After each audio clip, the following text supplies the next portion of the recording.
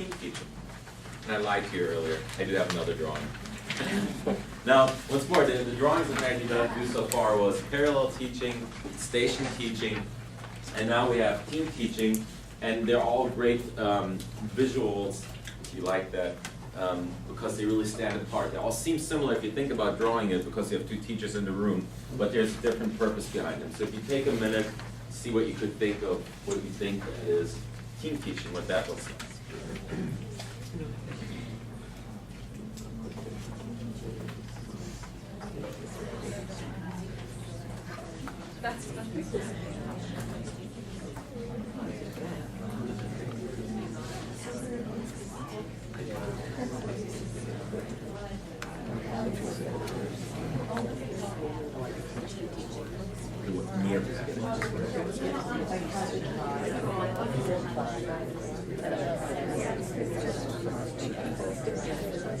No, it's part of that.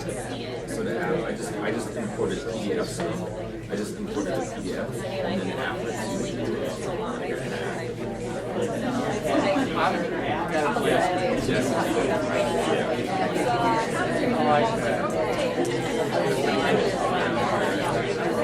I didn't find it. Kevin made it.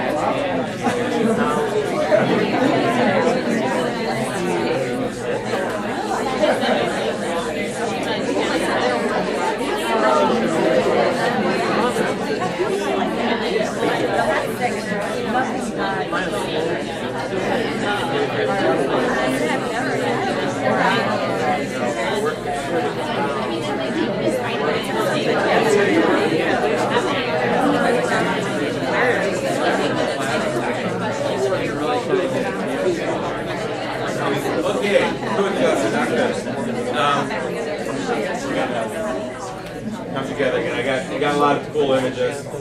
I'm going to share one with you. There's a couple of really. Alex. I'm going to share yours. You guys have Alex's? Yeah. So Alex drew what kind of the literature says about team teaching is that you do it together. You deliver instruction together. There's two people in a classroom speaking, talking, helping each other. In order to do this, you have to be very comfortable with each other, though, as teachers. You have to know each other quite well. The video I have is quite an interesting presentation of how these two teachers live this in the classroom. I'm quite amazed how it works. So that is team teaching. So from a student's perspective, unlike in the 18th picture, there's no clearly defined leader. The two of you are kind of have the same status in front of the students, and that's something that you'd have to really work on from the beginning when you meet your kids. Is that you clarify that the teacher candidate has the same role and responsibility in the classroom as the host teacher, and they cannot really identify who's really taking the lead here. Everybody feels free to interject information at the given time when it is appropriate. And when is this appropriate in a classroom? Well, when you have conversations and discussions going on. So you don't want to jump into your partner's presentation when they put in like a big PowerPoint together and have everything set up. But in a discussion situation where you're talking, this is an appropriate event. I have two videos for you. No, wait a minute. Do you understand that they're... No, these two do this really interesting. This is actually my favorite video, just how the two of them work off of each other. And I'll share it with you. And you can see how using each other's strength to meet different students really is helpful here. No, wait a minute. Do you understand the difference before we go on? Are you sure? This is why I like the boxes, because it's visual. Okay, thanks a lot, Mrs. Clark. So you just shot me down, huh? I like my visual. I like my visual method. Do you understand why it's not 2x, it's x squared? Okay. In this high school algebra class, notice how Jim and Alicia play off of each other and can use their different teaching styles to keep the students engaged. Now, I just got to go ahead and see if anybody in the world here remembers how to do this. John, I'm not, no, huh? Okay, well, which way do you want to use, the box or the foil? Who wants to try the box?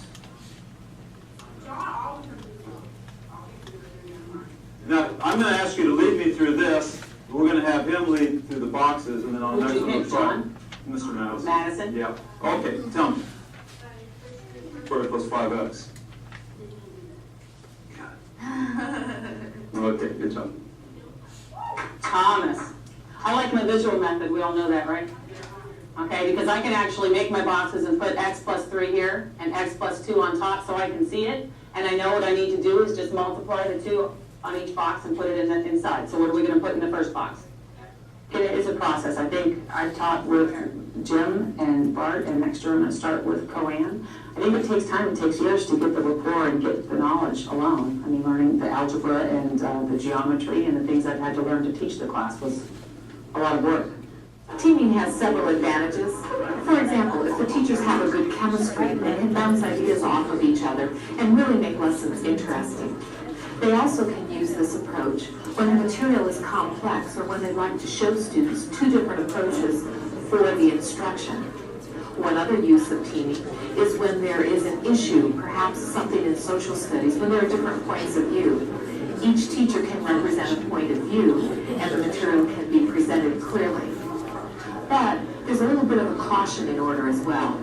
Teaming, of course, is large group instruction, and so a little bit of instructional intensity is sometimes lost if groupings are not used, at least occasionally.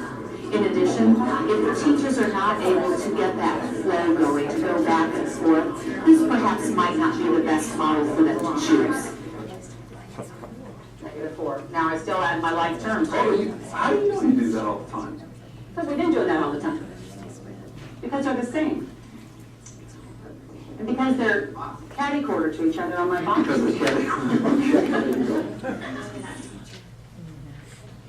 So I think those two really modeled this quite well. One of the things that they said when you read about this is you have to know each other quite well, and the chemistry has to work for you two.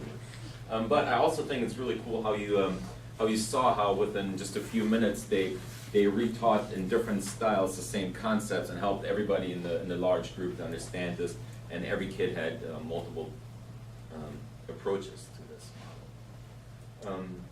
Any suggestions, ideas about this? You want to take a minute, talk to your partner before we wrap up?